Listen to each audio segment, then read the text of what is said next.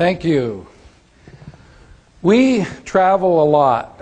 Last year we did 165,000 miles, and that was just with one airline. This year we've already been to Europe a couple times, Singapore around the first part of the year. The rest this year in August we go back down under to Australia for a few weeks, come back home for a couple weeks, then we go back to Europe, have an 8-day side trip to Romania. Hey, if anybody wants a good buy on my books, Romania is the place, $3. But you got to learn Romanian. And so we'll be all over Europe, and then we come home, and then in November we go to Asia. We do have a couple other events for your company in South Carolina, and North Carolina, Iowa, and near Temecula, Marietta. So anyway, we're having a lot of fun, but anyway, let me give you an idea of what is going to happen today. We started with a company 9 years ago, and nobody asked us what this company is because we don't talk about it.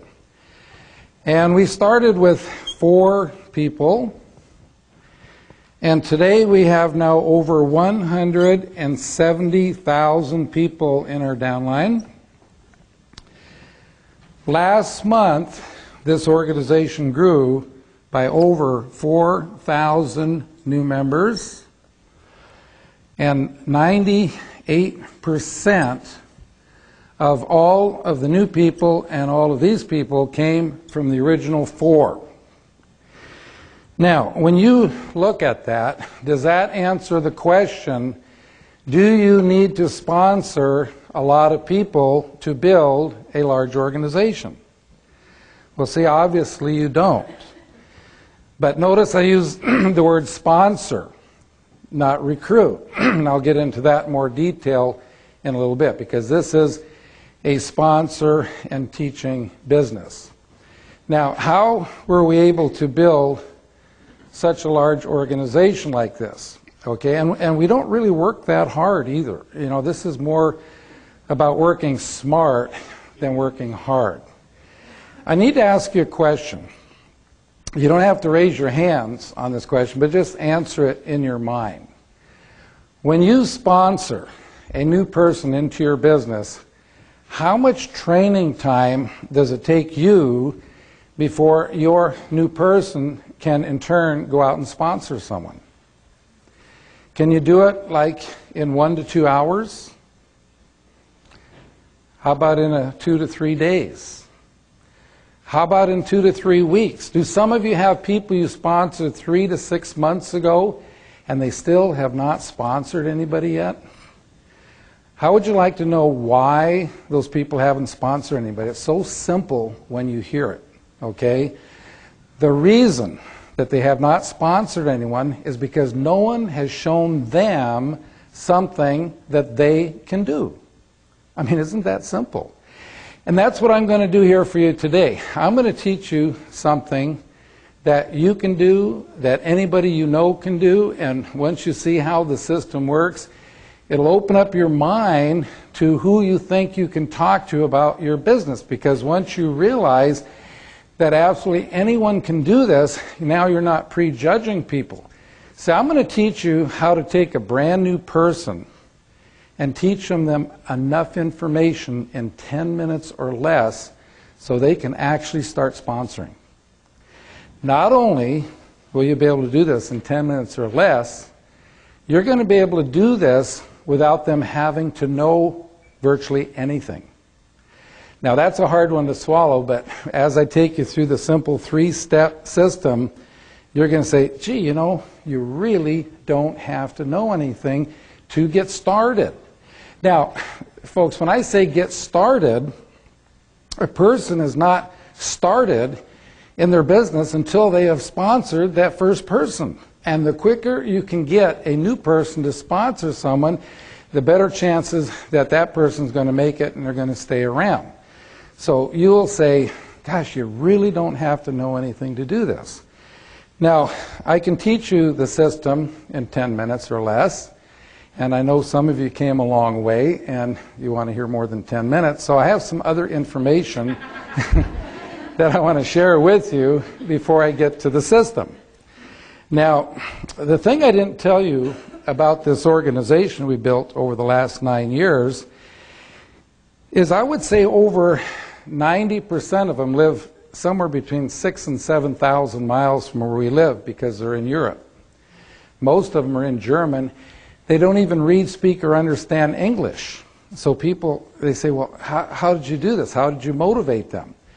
And I say, you know, we really don't motivate them per se. What we do is we teach the leaders what we call self-motivators. Now, what is a self-motivator? A self-motivator is something that when you are doing it, it's motivating yourself. So all we did was we taught the 4 people the self-motivators, and then they taught their people, and they taught their people, etc., etc., etc. So everybody keeps motivated because as you do these things, it keeps yourself all fired up. So what I want to do is I want to teach you one of these self-motivators. In fact, a lot of people ask me all the time, you know, what do you do at sizzle sessions? Now, I know most of you have already read my book. Can I see the hands again of the people who have read the book? Okay, great. So you know napkin presentation number 8 is about sizzle sessions, getting together with 1 or more people, usually in a restaurant, to share ideas about your business. Well, beyond sharing ideas, this is a great place to share a self-motivator. And this one I'm going to teach you will do several things for you. First of all, it will make you feel like everybody you know should be in this industry. Absolutely everyone. And it'll give you a whole new look at what we call residual income. Now, I know most of you know what residual income is, and that's money that you receive long after you've done the work. Okay, but I'm going to give you a different way of looking at residual income. So here's how it goes.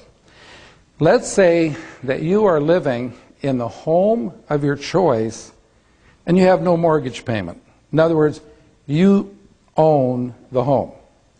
You are driving the car of your choice and you have no car payment. You own the car.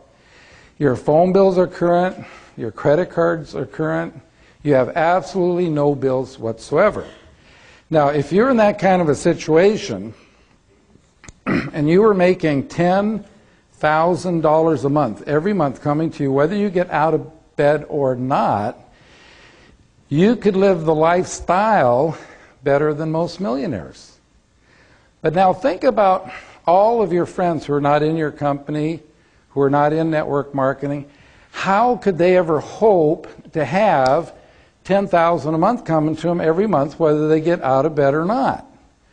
Well, I know most of you have heard since you were a child, wouldn't it be nice someday to have enough money in the bank to live off the interest and not touch the principal? Okay?